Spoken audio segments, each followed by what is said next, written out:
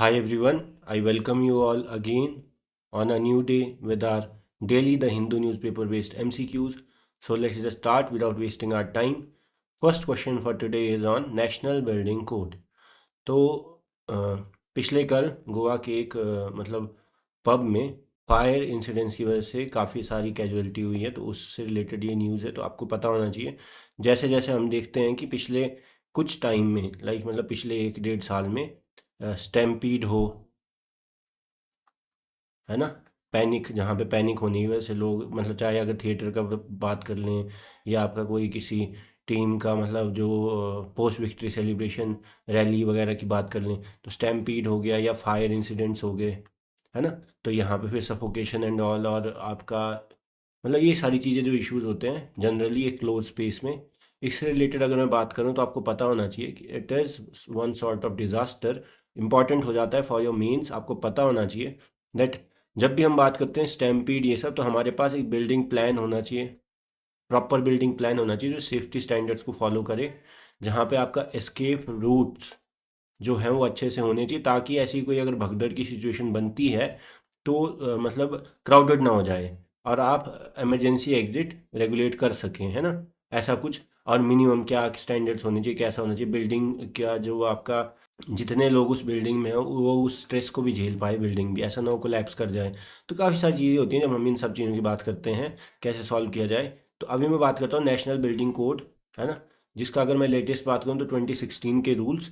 तो इसमें क्या है कि आपका बिल्डिंग किस तरह से हो कि वो जो है ऐसे फायर रिलेटेड इश्यूज हो, कंसर्न्स हो, उनको झेल पाए, है ना, तो सेफ्टी एक मेंटेन हो पाए, उस चीज़ से डील करता है। तो अगर मैं बात करूँ नेशनल बिल्डिंग कोड, है ना, तो नेशनल बिल्डिंग कोड क्या है, सबसे पहले तो इसको डेवलप किसने किया है, ब्यूरो ऑफ इंडियन स्टैंडर्ड्स, है ना। कब किया था फर्स्ट टाइम में, 1970 में। इसका जो थर्ड एडिशन ऑफ जो कोड है दैट वाज रिलीज्ड इन 2016, ये भी आपको पता होना चाहिए, ठीक है, कि मतलब टाइम के साथ साथ टाइम और नीड के हिसाब से कोड्स जो हैं वो मॉडिफाई होते रहते हैं, और कैसा स्टैंडर्ड्स होना चाहिए तो उस हिसाब से अभी लेटेस्ट कौन से हैं, थर्ड एडिशन 2016 वाले, ये आपको पता होना चाहिए, ठीक है। ये क्या करता है, it sets the standard for like safety in India when it comes to all these like building infrastructure, और आपका कोई भी एक, अगर मैं कमर्शियल स्पेस की बात करता हूँ, है ना, जहाँ पे ऐसी कोई एक्टिविटी होती है जहाँ पे लोग एक साथ इकट्ठा हो सकते हैं, ठीक है। तो ये आपको पता होना चाहिए नेशनल बिल्डिंग कोड क्या होता है। तो सॉल्व करते हैं। इट इज़ इशूड बाय, बिल्कुल गलत, it is a mandatory code enforceable without, बिल्कुल गलत, it deals only with earthquake, नहीं ऐसा कुछ नहीं है। It is developed by BIS, बिल्कुल सही है, and was first introduced in 1970, तो बिल्कुल सही, बी ऑप्शन बिल्कुल करेक्ट है ना, तो ये आपको पता होना चाहिए। Next is the NBC of India primarily serves as a standard for, बिल्कुल फायर सेफ्टी। जब हम बिल्डिंग से बात करते हैं कि बिल्डिंग कुछ इस तरह से हो, एक formal code set of guidelines को कोड बोलते हैं, फॉर्मल सेट ऑफ गाइडलाइंस को।